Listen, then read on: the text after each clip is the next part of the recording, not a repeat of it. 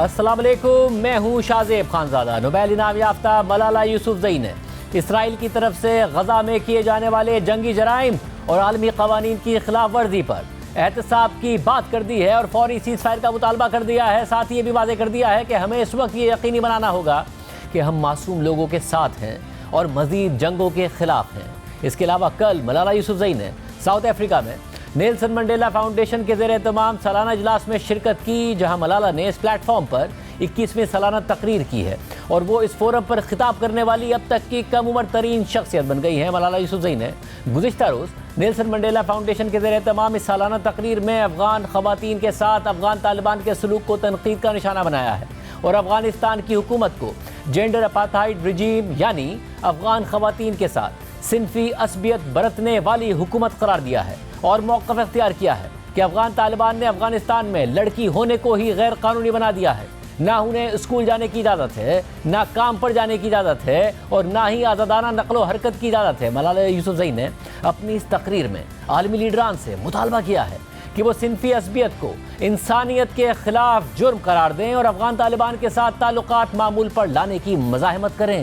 غزہ میں ہونے والی جارحیت اور افغانستان کی صورتحال پر اس وقت ہمارے ساتھ بات کرنے کے لیے موجود ہیں خود نوبیل انعام یافتہ ملالہ یوسفزئی۔ ملالہ بہت شکریہ ہمیں شو میں جوائن کرنے کے لیے۔ ظاہر ہے آپ نے جو 21ویں اینول نیلسن منڈیلا لیکچر ہے وہاں پر آپ نے خود خطاب کیا، آپ نے دنیا میں جو ناانصافیاں ہیں ان پر بات کی، غزہ اور افغانستان کی صورتحال پر بات کی، میں خاص طور پر تفصیل سے آپ نے جو جنسی عصبیت ہے، جینڈر اپارتھائڈ ہے افغانستان میں، اس پر بات کی ہے۔ پہلے بھی آپ آواز اٹھاتی رہی ہیں، خواتین کی تعلیم کے لیے آواز اٹھاتی رہی ہیں۔ طالبان کی جب سے حکومت آئی ہے تو خاص طور پر جو افغانستان میں بچیوں کو تعلیم سے محروم کیا جا رہا ہے اس پر آپ مسلسل آواز اٹھاتی رہی ہیں۔ کیا ایگزیکٹ پیغام ہے اس لیکچر کے ذریعے آپ کا؟ ہمارے ناظرین کے سامنے رکھیے گا، دنیا کے سامنے رکھیے گا۔ جی بہت شکریہ۔ جب مجھے نیلسن منڈیلا لیکچر پہ بولنے کا موقع ملا تو میرے لیے بات بہت ضروری تھی کہ ہم آج کل کے جو اپارٹائڈ ہے اس کی طرف توجہ لائے، اور جو افغانستان میں ہو رہا ہے خواتین اور لڑکیوں کے ساتھ وہ ایک جینڈر اپارٹائڈ ہے۔ اپارٹائڈ ایک ایسی صورتحال کو کہتے ہیں جس میں خواتین اور لڑکیوں کو اپریس کیا جاتا ہے، ان کو قانون کے ذریعے اپنے بنیادی حقوق سے محروم کیا جاتا ہے، اور اسٹیٹ جو پاور میں ہوتے ہیں، جن کی یہ ذمہ داری ہوتی ہے کہ ان کو پروٹیکٹ کرے، وہی ان کو اس طرح اپریس کر رہے ہوتے ہیں۔ تو یہ ایک قسم کا اپارٹائڈ ہے، اور میرا پیغام یہ تھا کہ جو یونائٹڈ نیشنز ہے اور جو دنیا کے ممالک ہے وہ اس کو کوڈیفائی کرے، اور جو اپارٹائڈ کا ڈیفینیشن ہے اس میں جینڈر کو بھی وہ ڈال دے۔ تو یہ کنورسیشن آج کل جاری ہے، اور ہم پش کر رہے لیڈرز کو کہ وہ اس پہ ریفلیکٹ کرے۔ اور جو افغانستان میں ہو رہا ہے جس میں خواتین نہ اپنے کام کر سکتی ہے، نہ تعلیم حاصل کر سکتی ہے، نہ کسی ڈاکٹر کے پاس جا سکتی ہے، ان کو ہر ایک چیز کے لیے پرمیشن کی ضرورت ہوتی ہے، اور اگر ان کے پاس کوئی میل کمپینین نہ ہو تو ان کو اجازت ہی نہیں ملتی۔ ہاں مجھے پتا ہے کہ کچھ اکثر ہم کہتے ہیں کہ یہ کلچرل ایشوز ہے یا ریلیجن کو بھی ہم لے آتے ہیں، لیکن جو اس میں جو ڈفرینٹ ہے وہ یہ ہے کہ یہ اسٹیٹ لیول لاز ہے جو خواتین کو اپریس کر رہے ہیں، اور اس میں خواتین کو ان کی بنیادی حقوق سے محروم کیا جا رہا ہے، اور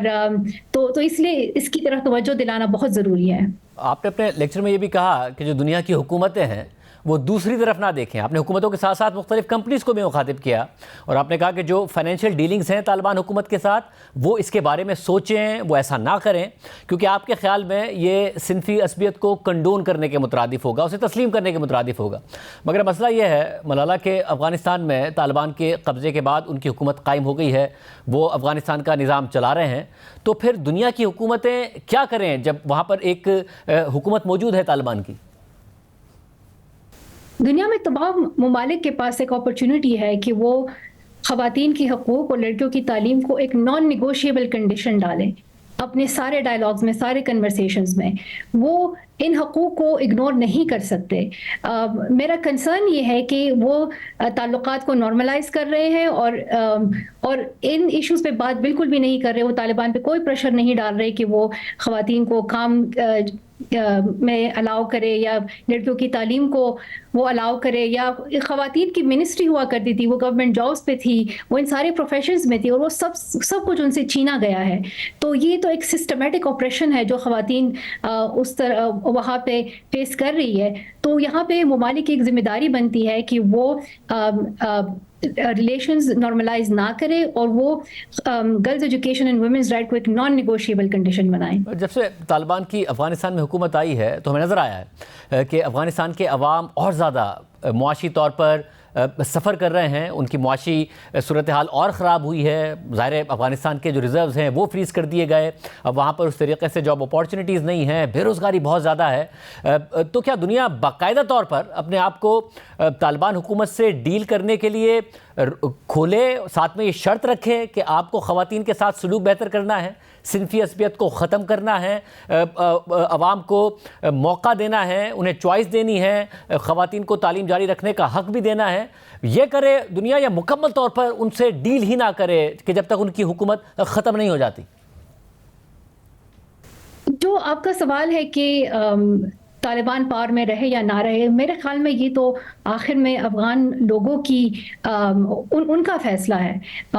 میں تو ڈیموکریسی پہ بلیو کرتی ہوں اور میں چاہتی ہوں کہ وہ جس ملک میں جو لوگ رہتے ہیں وہی وہ فیصلہ کرے کہ کون ان کو رول کر رہا ہے. لیکن جو اس وقت کے حالات ہیں، میرے خیال میں یہاں پر اگر بات ہو رہی ہے تو اس میں وہ خواتین اور لڑکیوں کی حقوق کو ایک نان نیگوشیبل کنڈیشن بنائے اور اس پہ کوئی کمپرومائز نہ کرے. میرا کنسرن یہ ہے کہ تعلقات نارملائز ہو رہے اور ان چیزوں کو اگنور کیا جا رہا ہے، اور اس کے ساتھ ساتھ جو بزنسز ہے وہ بھی شارٹ ٹرم فائدے کے لیے، فائنینشیل فائدے کے لیے انسانی حقوق کو بالکل سائڈ پہ رکھ رہے ہیں. تو اس وقت انسانی حقوق کو پروٹیکٹ کرنا بہت ضروری ہے. اور جب خواتین جو آدھی آبادی ہے افغانستان کی، اگر ان کے حقوق حاصل نہ ہو اور ہم نارملائز کریں ریلیشن شپس، تو ہم افغانستان کو کوئی فائدہ نہیں پہنچا رہے، کیونکہ ان کی آدھی آبادی جو ہے ان کو اپریس کیا جا رہا ہے. اور آپ نے اپنے لیکچر میں یہ بھی کہا کہ جب آپ کے سر پر گولی لگی تب جا کے دنیا آپ کے ساتھ کھڑی ہوئی، مگر جو ظلم خواتین کے ساتھ افغانستان میں ہو رہا ہے تو کیا ایسا ہو کہ دنیا فائنلی ان کے ساتھ جا کر کھڑی ہو. آپ نے یہ کہا، تو جو آپ کے ساتھ واقعہ ہوا اس کے بعد سے آپ نے ہمت نہیں ہاری، آپ نے آواز اٹھائی، آواز اٹھانے کے ساتھ ساتھ آپ نے فنڈز بھی ریز کیے، دنیا نے آپ کے ساتھ تعاون بھی کیا، مغربی دنیا نے آپ کے ساتھ تعاون کیا، پوری دنیا میں آپ کا ظاہر ہے کہ اسٹیچر ہے، دنیا آپ کو اس حوالے سے ریسپیکٹ کرتی ہے. تو جب آپ بھی یہ کہہ رہی ہیں کہ ایسا کیا ہو کہ دنیا افغانستان کی خواتین کے ساتھ کھڑی ہو، کہ جو اتنے سارے ظلم کے باوجود بھی نہیں کھڑی ہو رہی ہے، تو یہ جو مغربی ممالک ہیں جو تعلیم کو بہت زیادہ اہمیت دیتے ہیں، آپ کے خیال میں وہ کیوں اس ساری صورتحال میں دوسری طرف دیکھ رہے ہیں؟ میری کہانی دنیا بھر میں لوگوں نے سنی اور مجھے سپورٹ کیا، لیکن میں لوگوں کو یاد دلانا چاہتی ہوں کہ میری کہانی کوئی خاص کہانی بالکل نہیں ہے. اس طرح بہت زیادہ بچیاں ہیں جو اپنے حق کے لیے لڑ رہی ہے، جو تعلیم کے لیے آواز اٹھا رہی ہے، اور ان کا ہم نے کبھی نام سنا ہی نہیں ہے. تو جب وہ میری کہانی سنتے ہیں، ان کو ان ساری بچیوں کا سوچنا چاہیے جو ابھی اسی وقت تعلیم سے محروم ہے، جو بچیاں افغانستان میں ہے، جو اپنے اسکول نہیں جا سکتی، ان کی زندگی خطرے میں ہے. جو بھی بچی یا خاتون اپنے حق کے لیے آواز اٹھاتی ہے، ان کو جو پروٹیسٹ کرتی ہے باہر، ان کو مارا جاتا ہے، ان کو ڈیٹینشن میں رکھا جاتا ہے، ان کو فورسفلی میری بھی کیا جاتا ہے، ان کو مار پیٹ اور یہاں تک کہ موت کا بھی سامنا کرنا پڑتا ہے. تو یہ بہت ہی برے حالات ہیں ان کے لیے. تو میں انٹرنیشنل کمیونٹی کو اور جو پاکستان اور دیگر ممالک ہیں ان کو یہ ریمائنڈ کرنا چاہتی ہوں کہ آپ خواتین اور بچوں کے ساتھ کھڑے ہو جس طرح آپ نے مجھے سپورٹ کیا. لیکن میرا مقصد ہمیشہ یہی رہا ہے کہ لوگ میری کہانی سے کچھ سیکھیں اور دوسری بچوں کے بارے میں سوچیں اور ان کو بھی سپورٹ کریں. میں تو خود کو بہت لکی سمجھتی ہوں کہ میں نے اپنی اسٹڈیز کمپلیٹ کی، یونیورسٹی بھی گئی، لیکن اگر لوگوں نے مجھے سپورٹ نہ کیا ہوتا یا میں اس انسیڈنٹ میں سروائیو ہی نہ کرتی تو یہ سب کچھ آج نہ ہوا ہوتا. تو میرے لیے بہت ضروری ہے کہ جو ملینز آف بچیاں ہیں دیگر ممالک میں، اسپیشلی اس وقت افغانستان میں، کہ ان کو تعلیم سے محروم نہ کیا جائے. وہ ان کا حق ہے، وہ ان کا اسلامی حق ہے، وہ ان کا ہیومن رائٹ ہے، ان کا انٹرنیشنل لا بھی ان کو وہ حقوق دیتی ہے. تو کوئی بھی چیز ان کو یہ حق ڈینائی نہیں کر سکتا، اور ہر ایک بچی وہ تعلیم حاصل کرے، وہ جاب لے، وہ اپنی زندگی اپنی مرضی کے مطابق جیے. اور اس سب میں ذرا ایک اور نیا مسئلہ جنم لے رہا ہے، اور وہ افغان ریفیوجیز کے حوالے سے ہے۔ پاکستان سے انہیں واپس بھیجا جا رہا ہے۔ جو بہت سارے دوسرے کنسرنز اس سارے کے ساری صورتحال میں پیدا ہو رہے ہیں، وہاں ایک کنسرن یہ بھی ہے کہ جو افغان بچیاں ہیں جو یہاں پر تعلیم حاصل کر رہی ہیں، جو خواتین ہیں جن کو ظاہر ہے یہاں پر آزادیاں بھی حاصل ہیں، انہیں بھی ایک ایسے ملک پہ بھیجا جا رہا ہے جہاں پر خواتین پر سختیاں ہیں، انہیں آزادی حاصل نہیں ہے، بچیوں کو تعلیم کی اجازت نہیں ہے۔ اس حوالے سے آپ کی کیا رائے ہے؟ یہ بہت ہی مشکل وقت ہے تمام افغان فیملیز کے لیے کہ ان کو واپس فورسفلی بھیجا جا رہا ہے افغانستان، اور کچھ فیملیز ایسی ہے جو 2021 میں طالبان کے تھریٹس کی وجہ سے پاکستان میں آئی، اور ان میں بہت زیادہ خواتین ایکٹیوسٹ بھی شامل ہے جن کی فیملیز اور جن کو خطرہ ہے اگر وہ واپس گئی۔ اس کے ساتھ ساتھ ایسی فیملیز بھی ہے جو پاکستان میں 20-30 سالوں سے رہی ہے، اور ان کے بچے ہیں، ان کی بچیاں ہیں جو اسکولوں میں پڑھ رہے تھے، اور اب جب آپ فیملیز کو واپس فورس کرتے ہو تو بچوں کو اس کے ساتھ اپنا اسکول بھی چھوڑنا پڑ رہا ہے، اور میں بہت ہی پریشان ہوں ان بچوں کے لیے کہ وہ کبھی اسکول نہیں دیکھ پائے گی اگر وہ انہیں واپس افغانستان بھیجے۔ یہ ایک بہت ہی ایک ظالمانہ قدم اٹھایا گیا ہے۔ یہ ہمارے انسانی اقدار، ہمارے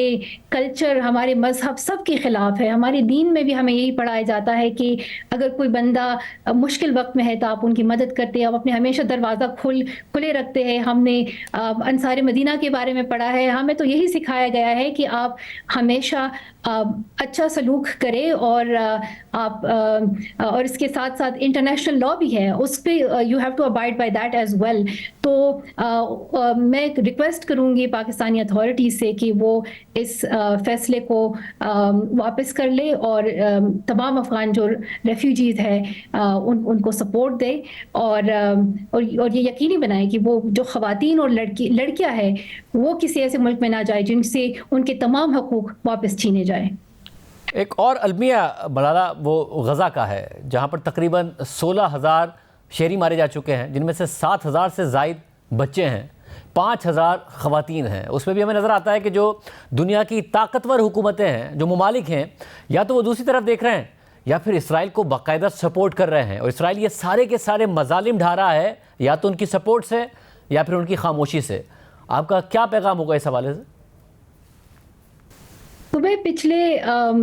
ایک مہینے سے اس پر بات کر رہی ہوں، اور میرا یہی ایک پیغام ہے کہ امیڈیٹ سیز فائر ہونی چاہیے۔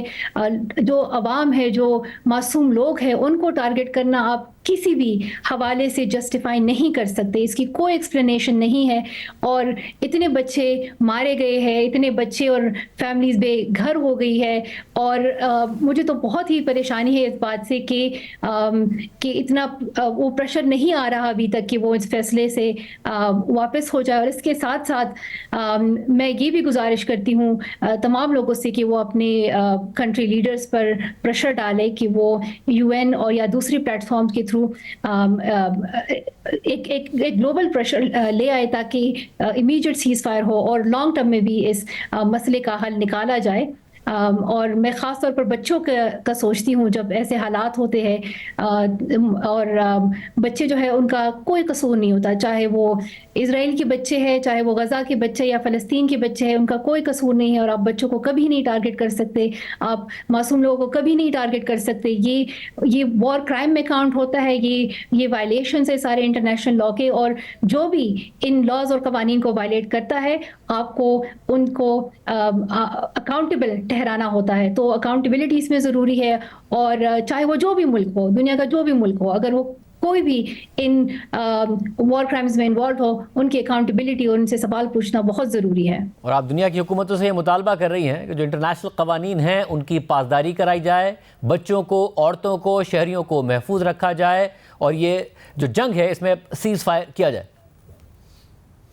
بالکل، یہ بہت ضروری ہے، اور ہم سب امن کے طلبگار ہیں، چاہے وہ غزہ میں ہو، ویسٹ بینک میں ہو، فلسطین میں ہو، چاہے وہ افغانستان میں ہو، چاہے وہ سوڈان میں ہو، چاہے وہ پاکستان میں ہو۔ امن بہت ضروری ہے، برابری بہت ضروری ہے، اور ہمیں اس پہ کام کرنا چاہیے۔ یہ چیزیں خود نہیں آتی، ہم لوگ اس کو ہی یقینی بنا سکتے ہیں۔ تو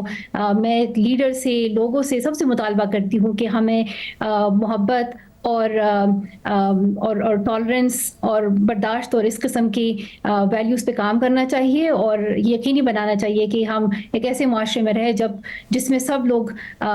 کے برابر کے حقوق ہو اور کسی بھی ان کی بنیادی انسانی حقوق نہ چھینے جائے، خاص طور پر جو فلسطین کے بچے ہیں یا جو افغانستان کے بچے ہیں اس وقت۔ بہت شکریہ ملالا یوسفزئی صاحبہ کی گفتگو آپ نے سنی، ان کا پیغام آپ نے سنا۔ پروگرام میں ایک بریک شامل کرتے ہیں، اس کے بعد تفصیلاً ذکر ہوگا ایک بہت اہم خبر کا، ایک بریک کے بعد۔ بانی تحریک انصاف عمران خان کے کیسز سے متعلق آئندہ آنے والے چند دن بہت اہم ہونے جا رہے ہیں، کیونکہ 190 ملین پاؤنڈ کیس کے بعد اب سے توہین الیکشن کمیشن کیس کی سماعت بھی اڈیالہ جیل میں ہی ہوگی، جس کی وجہ عمران خان کی پیشی کے دوران سیکیورٹی خدشات سے متعلق اداروں کی رپورٹس کو قرار دیا گیا ہے۔ الیکشن کمیشن کے فیصلے کے مطابق عمران خان کے ساتھ ساتھ فواد چودھری کے خلاف بھی توہین الیکشن کمیشن کیس کا مزید ٹرائل 13 دسمبر سے اڈیالہ جیل میں ہی ہوگا، اور اسی تاریخ کو ملزمان پر فرد جرم بھی عائد کی جائے گی۔ ساتھ ہی الیکشن کمیشن نے پی ٹی آئی کے انٹرا پارٹی الیکشن کے خلاف درخواستیں سماعت کے لیے 8 دسمبر کو مقرر کر دی ہیں۔ اس کے علاوہ آج ہی 190 ملین پاؤنڈ ریفرنس میں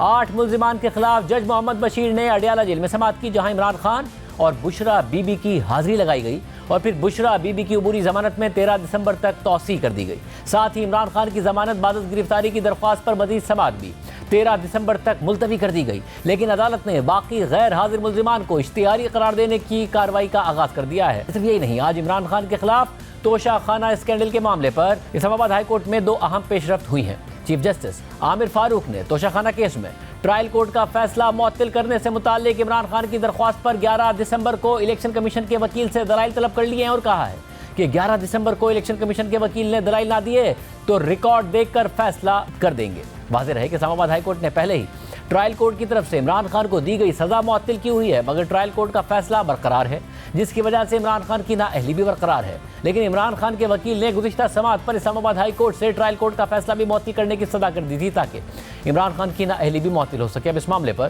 11 دسمبر کو دلائل ہوں گے۔ اس کے علاوہ توشہ خانہ اسکینڈل میں اسلام آباد ہائی کورٹ سے آج ایک کیس میں عمران خان کو ریلیف نہیں ملا ہے، جو توشہ خانہ کیس کی اصل بنیاد ہے، یعنی وہ کیس ہے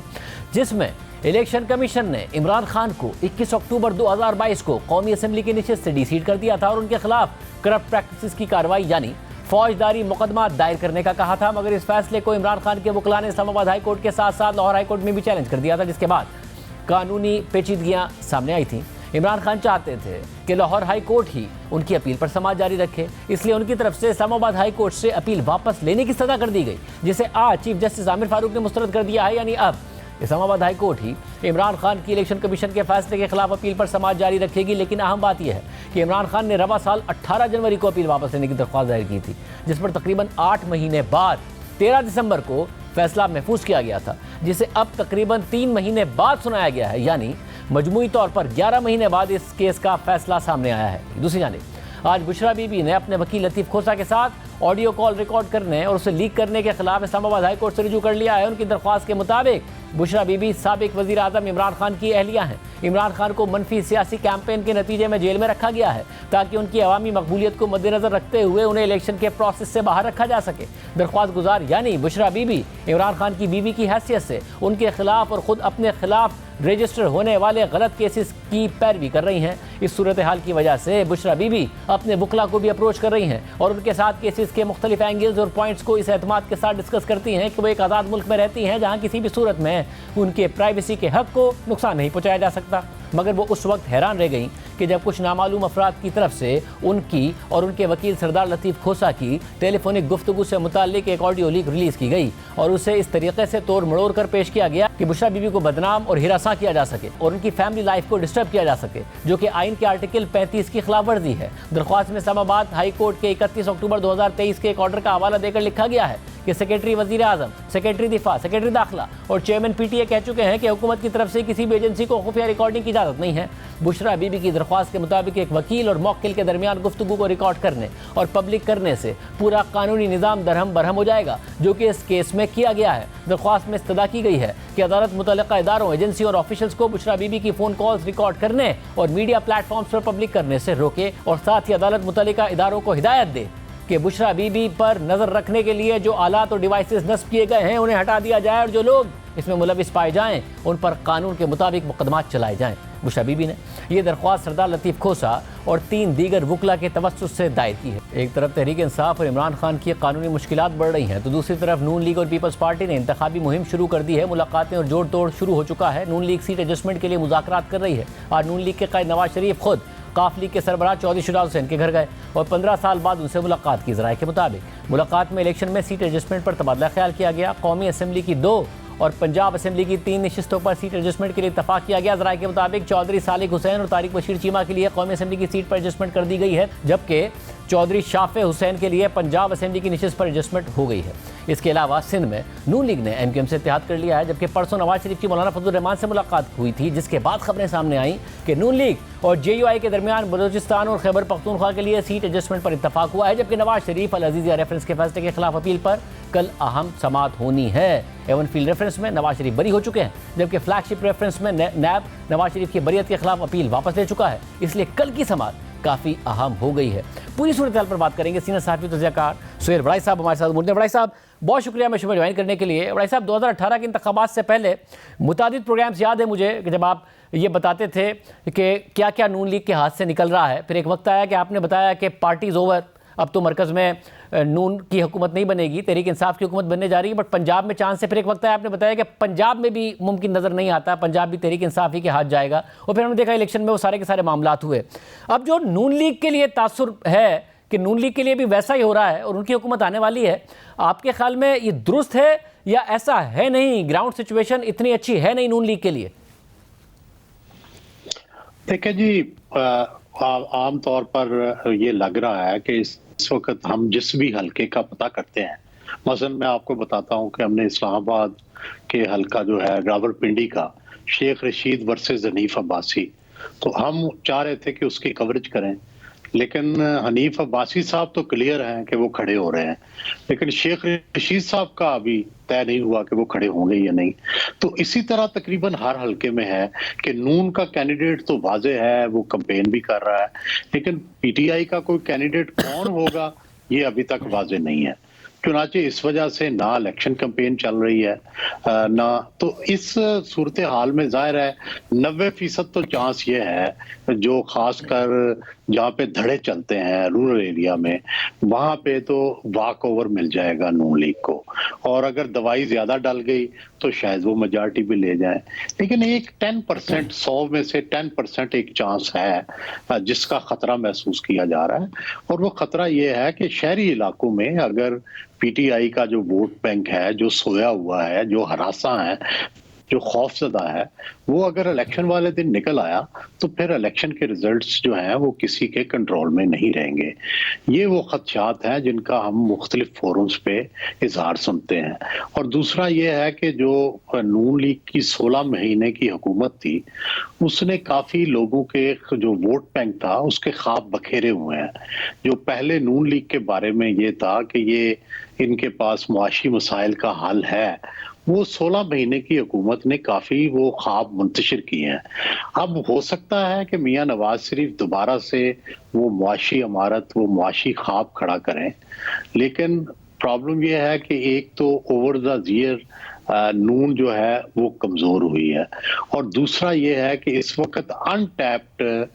پی ٹی آئی جو ہے وہ کھڑی ہے۔ جو سب سے لاسٹ الیکشن ہوا تھا، جو 16 بائی الیکشن ہوئے تھے، اس میں ظاہر ہے پی ٹی آئی نے ہر جگہ نون کو ہرایا تھا،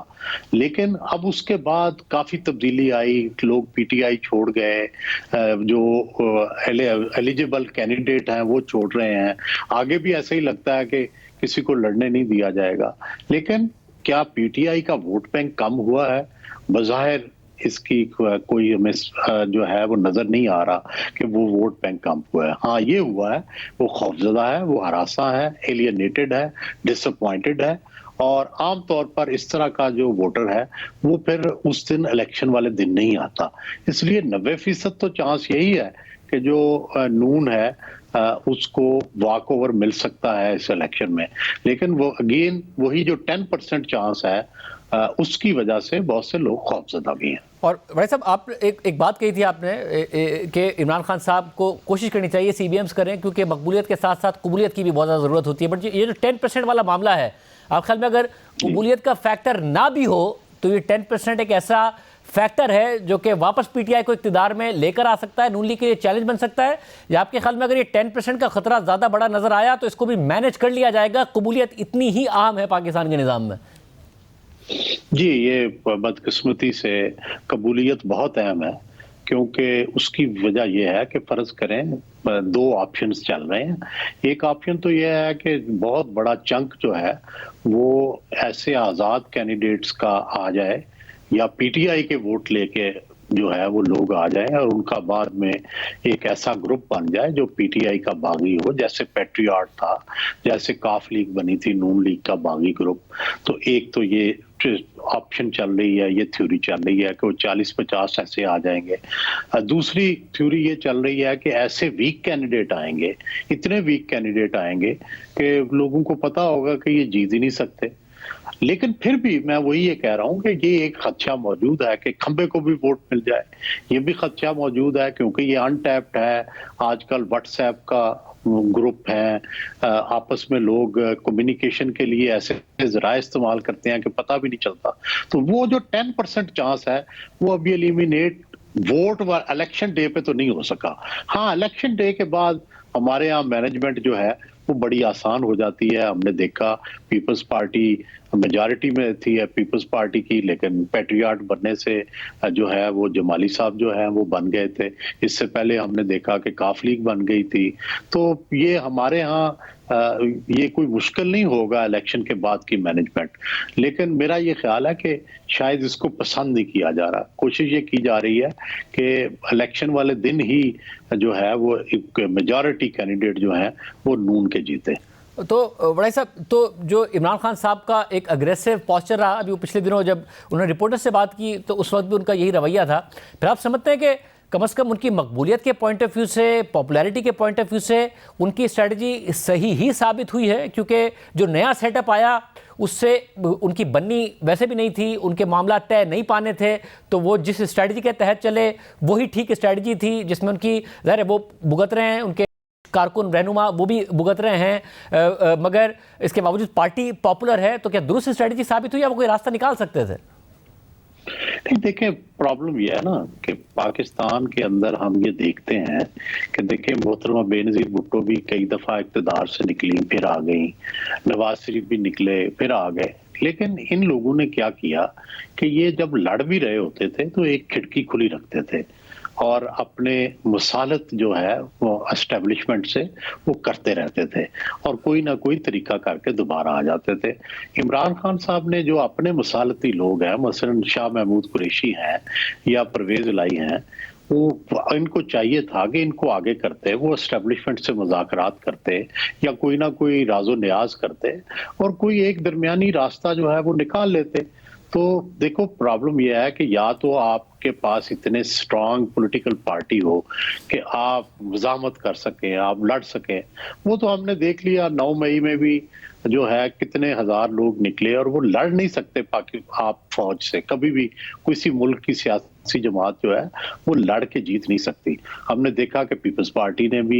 لڑ کے دیکھا لیکن بھٹو کو پھانسی ہو گئی, کچھ نہیں کر سکے. ہم نے دیکھا نواز شریف صاحب نے بھی لڑ کے دیکھ لیا, بے نظیر بھٹو نے بھی لڑ کے دیکھ لیا, عمران خان نے بھی لڑ کے دیکھ لیا. تو جب لڑائی میں آپ کامیاب نہیں ہو سکتے تو پھر دوسرا راستہ کیا ہے؟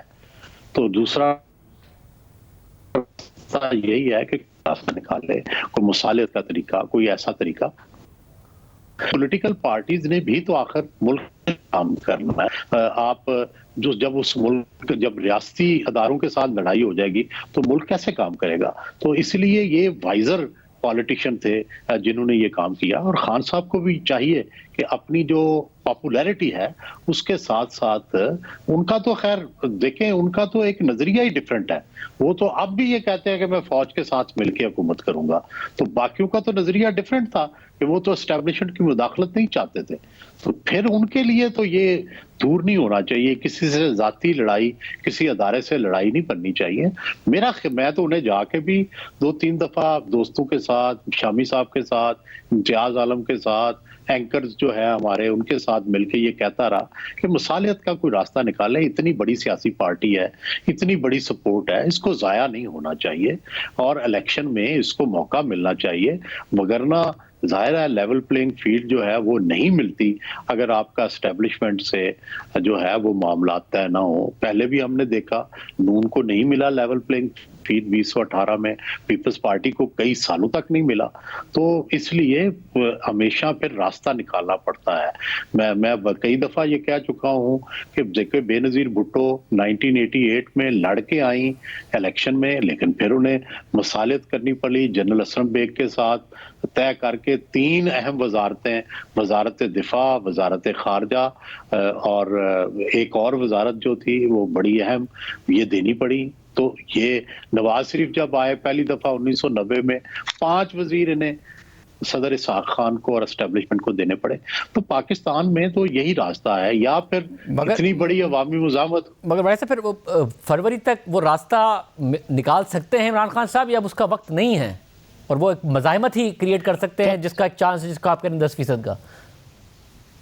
جی یہ صحیح ہے، ابھی تو وہ مزاحمت پہ چل رہے ہیں، لیکن میرا یہ خیال ہے کہ انہیں اچھا جو سیاستدان ہے وہ مزاحمت بھی کرتا ہے اور ساتھ ساتھ مصالحت کا راستہ بھی نکالتا ہے. یہ دونوں ہتھ کنڈے جو ہیں یہ سیاست کا حصہ ہیں، اور یہی ایک کامیاب سیاستدان جو ہے اسی سے اقتدار حاصل کرتا ہے کہ وہ مزاحمت بھی کر رہا ہوتا ہے، مصالحت کے بھی راستے کھلے رکھتا ہے. خان صاحب کو یہی کرنا چاہیے، مزاحمت کریں بالکل، لیکن ساتھ ساتھ کوئی راستہ بھی نکالنا چاہیے. اتنی بڑی پارٹی جو ہے وہ کس طرح سے اس پارٹی کو ضائع کرنا نہ ریاست کے لیے ٹھیک ہے، نہ خان صاحب کے لیے ٹھیک ہے، نہ پاکستان کے عوام کے لیے یہ ٹھیک ہے. بہت شکریہ بڑے صاحب کی گفتگو آپ نے سنی. آج ایک اور اہم ڈیولپمنٹ ہوئی، اس کی تفصیلات آپ کے سامنے رکھیں گے بریک کے بعد. سپریم کورٹ کے جج جسٹس مظاہر علی نقوی کے خلاف سپریم جوڈیشل کونسل میں جاری کارروائی کے حوالے سے آج اہم پیش رفت سامنے آئی ہے. پہلے جسٹس مظاہر علی نقوی نے گزشتہ دنوں چیف جسٹس قاضی فائز عیسیٰ اور جسٹس سردار طارق مسعود سے سپریم جوڈیشل کونسل کی کارروائی سے الگ ہونے کا مطالبہ کیا تھا، اور آج جسٹس مظاہر علی نقوی کے خلاف درخواست گزار میاں داؤد ایڈوکیٹ نے سپریم جوڈیشل کونسل کو خط لکھ کر جسٹس اعجاز الاحسن کو کونسل سے الگ کرنے کی صدا کر دی ہے، جبکہ جسٹس مظاہر علی نقوی نے سپریم کورٹ کے بینچ تشکیل دینے والی کمیٹی کو دوسرا خط لکھ کر سپریم جوڈیشل کونسل میں جاری کارروائی کے خلاف درخواستیں سماعت کے لیے فوری مقرر کرنے کی صدا دہرائی ہے. میاں داؤد نے سپریم جوڈیشل کونسل کے نام اپنے خط میں لکھا ہے کہ ایک الزام جس پر جسٹس مظاہر علی نقوی کو شو کاز نوٹس جاری کیا گیا ہے وہ ان کے اور عابد زبیری، چودھری پرویز الہی اور جہانگیر جوجا کے درمیان ہونے والی آڈیو گفتگو سے متعلق ہے. آڈیو گفتگو میں سے ایک خاص طور پر سابق سی سی پی او لاہور غلام محمود ڈوگر کیس سے متعلق ہے، بلکہ آڈیو میں اس کا باقاعدہ حوالہ دیا گیا ہے. اس کیس کی سماعت ایک بینچ نے کی جس میں جسٹس اعجاز الاحسن اور جسٹس مظاہر علی نقوی شامل تھے. Justice Ijaz ul Ahsan supreme judicial council کے رکن ہیں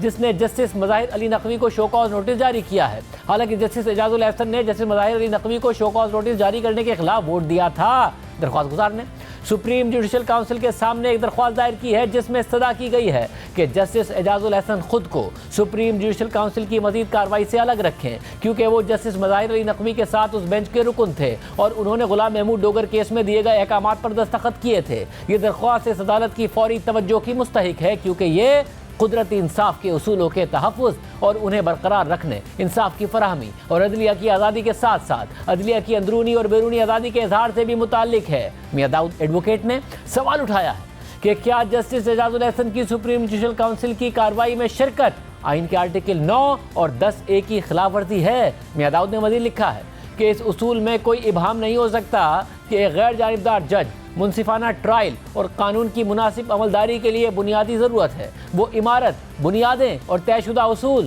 جن پر ایک مہذب قانونی نظام پروان چڑھتا ہے، اس کا تقاضا بھی یہی ہے کہ ایک جج نہ صرف غیر جانبدار ہو بلکہ ایسا ظاہر بھی ہو. انصاف کا ایک منصفانہ نظام ایک غیر جانبدار جج کے وجود کا مطالبہ کرتا ہے اور اسے برقرار رکھتا ہے. یہ ایک اصول ہے کہ کوئی بھی شخص اپنے مقدمے میں خود جج نہیں بن سکتا. اس بات کا اعادہ کیا جاتا ہے اور پرزور انداز میں استدعا کی جاتی ہے کہ فطری انصاف کے اصولوں میں سے ایک یہ ہے کہ فیصلہ کرنے والا غیر جانبدار ہو. اس کا مطلب یہ ہوگا کہ اسے نہ تو کسی فریق کے خلاف تعصب برتنا چاہیے اور نہ ہی ان میں سے کسی کی طرف مائل ہونا چاہیے۔ اسی تناظر میں سپریم جوڈیشل کونسل کے سامنے ہونے والی کارروائی میں جسٹس اعجاز الحسن کی شرکت غیر جانبداری کے اظہار کے حوالے سے اہم خدشات کو جنم دیتی ہے اور ان میں اضافہ کرتی ہے۔ سپریم جوڈیشل کونسل آئینی اسکیم کے تحت ہائی کورٹس اور سپریم کورٹ کے ججوں کے احتساب کو یقینی بنانے کا اختیار رکھتی ہے۔ اخلاقیات اور طرز عمل کے اعلیٰ ترین معیاروں کے ساتھ بے داغ مالیاتی ریکارڈ والے ججوں کا ہونا انصاف تک رسائی کے لیے ناگزیر ہے، جیسا کہ آئین کے آرٹیکل 9 کے تحت ضمانت دی گئی ہے۔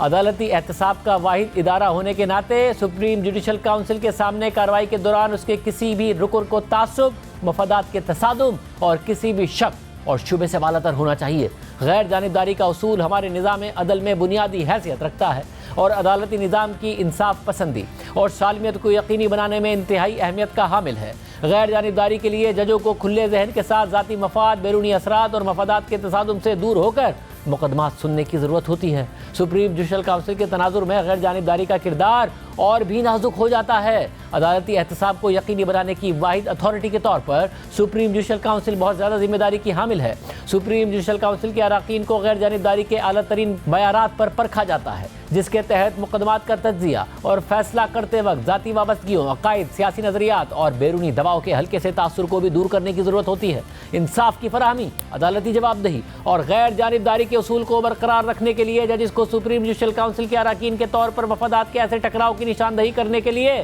مستعد ہونا چاہیے جو ان کی منصفانہ اور غیر جانبدارانہ فیصلہ دینے کی صلاحیت پر سمجھوتا کر سکے۔ جب اس طرح کے تنازعات پیدا ہوتے ہیں یا ججوں کی توجہ میں لائے جاتے ہیں تو یہ ان پر فرض ہو جاتا ہے کہ وہ اس مقدمے سے خود کو الگ کر لیں اور اس طرح عدالت کی سالمیت اور غیر جانبداری برقرار رہے۔ ایسا کر کے وہ انصاف کے اصولوں کو برقرار رکھنے اور عدلیہ پر عوامی اعتماد کو برقرار رکھنے کے لیے اپنے عزم کا اظہار کرتے ہیں۔ میاں داؤد ایڈوکیٹ نے سپریم جوڈیشل کونسل سے استدعا کی ہے درخواست کو فوری قبول کیا جائے اور یہ عدالت یہ اعلان کرے کہ جسٹس اعجاز الحسن کی سپریم جوڈیشل کونسل کی کارروائی میں شرکت آئین کے آرٹیکل 9 اور 10A کی خلاف ورزی ہے اور اگلا سینئر ترین جج جسٹس اعجاز الحسن کی جگہ جسٹس مظاہر علی نقوی کے خلاف درخواست گزار کی شکایت کا فیصلہ کرنے کے لیے سپریم جوڈیشل کونسل کا رکن بن سکتا ہے۔ اس کے علاوہ حقائق اور حالات کے تحت اور اوپر دی گئی گزارشات کے پیش نظر کوئی دوسرا حکم جسے یہ عدالت مناسب سمجھے منظور کیا جائے۔ اس کے علاوہ جسٹس مظاہر علی نقوی نے بھی آج چیف جسٹس قاضی فائز عیسیٰ، جسٹس سردار طارق مسعود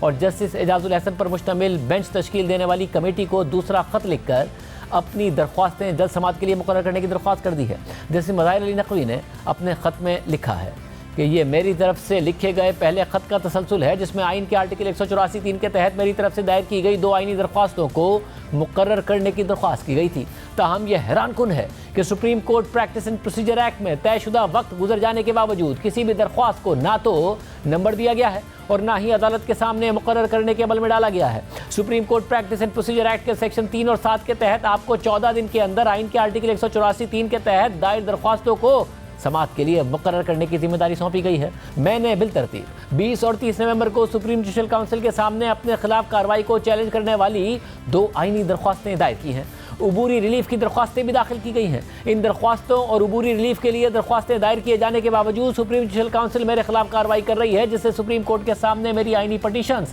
سنگین طور پر متاثر ہو رہی ہیں۔ بدنیتی پر مبنی کھلے اور فضول الزامات کی بنیاد پر میرے بنیادی حقوق پامال ہوئے ہیں۔ میری آئینی درخواستوں اور عبوری ریلیف کی درخواستوں کو سماعت کے لیے مقرر کرنے میں مزید تاخیر میرے خلاف شدید تعصب کا باعث بنے گی، اور اگر کارروائی کی بنیاد پر کوئی حکم جاری کیا جاتا ہے تو اس سے آئینی پٹیشنز میں شامل میری گزارشات متاثر ہو سکتی ہیں۔ ان تمام باتوں کو مد نظر رکھتے ہوئے میں احترام کے ساتھ درخواست کرتا ہوں کہ آئینی پٹیشنز اور میری طرف سے دائر کی گئی عبوری ریلیف کی درخواستیں براہ کرم اس عدالت کے بینچ کے سامنے مقرر کی جائیں، سوائے ان ججوں کے جو کوئی بھی خود اپنے مقدمے میں جج نہیں بن سکتا کہ اصولوں کے پیش نظر خود کو الگ کر سکتے ہیں، یعنی جیسے مظاہر علی نقوی، چیف جسٹس قاضی فائز عیسیٰ اور جسٹس سردار طارق مسعود سے علیحدگی کا مطالبہ کر رہے ہیں اور ان کے خلاف درخواست گزار میاں داؤد ایڈوکیٹ جسٹس اعجاز الحسن سے یہی مطالبہ کر رہے ہیں۔ اس کے علاوہ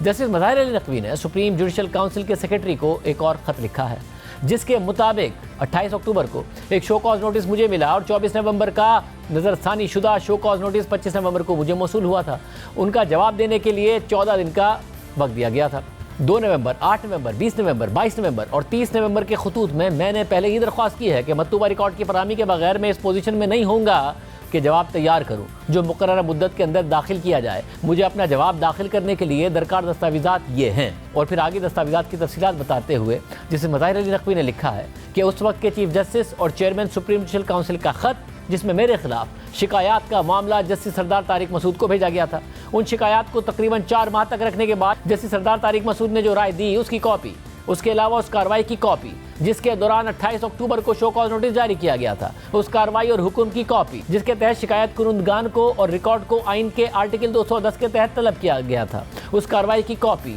اور وہ پروویژن جس کے تحت شو کاز نوٹس جاری کرنے کے بعد مجھ کو ذاتی سماعت کا حق دیا گیا تھا، اس حکم کی کاپی اور قانون کی شق جس کے تحت شکایت کنندگان کو طلب کیا گیا تھا اور ان کے بیانات ریکارڈ کیے گئے اور ان الزامات کو دہرایا گیا تھا جو ریکارڈ کیے گئے تھے جبکہ مجھے خاموش رہنے کو کہا گیا تھا. اس طرح خود کونسل نے ذاتی سماعت کے لیے پیش ہونے کے نوٹس کی خلاف ورزی کی. جیسے مظاہر علی نقوی نے مزید لکھا ہے کہ یہ بات قابل ذکر ہے کہ 10 نومبر کو ابتدائی جواب داخل کرتے ہوئے اور 22 نومبر اور 30 نومبر کے خطوط کے مطابق میں نے سپریم جوڈیشل کونسل کے 3 اراکین کی علیحدگی اور قانون کی روح کے مطابق جائز قانونی بنیادوں پر کونسل کی تشکیل نو کے حوالے سے کچھ اعتراضات اٹھائے تھے، لیکن ان اعتراضات کو ابھی تک زیر غور نہیں لایا گیا اور فیصلہ نہیں کیا گیا. میں نے 2 آئینی پٹیشنز دائر کی ہیں جن میں 28 اکتوبر کو شو کاز نوٹس اور 24 نومبر کو نظر ثانی شدہ شو کاز نوٹس کے اجرا پر سوال اٹھایا گیا ہے. تاہم اس خط کے دائر ہونے تک ان آئینی پٹیشنوں کو مقرر کرنے سے متعلق کوئی عمل شروع نہیں کیا گیا ہے. سپریم جوڈیشل کونسل کا یہ مستقل رواج رہا ہے